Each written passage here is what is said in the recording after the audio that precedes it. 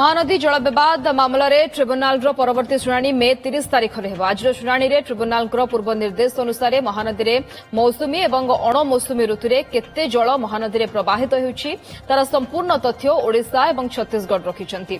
Advocate general पीतांबर आचार्य सूचना। अन्यपटे आपोष बुझामणा दिगरे उभय राज्य मध्य वैषयिक स्तर में आलोचनार अग्रगति विषय जणाइछन्ति। दुई राज्य मध्य बसी आपोष मिलामिशा माध्यम समस्या को आमे समाधान करिवु।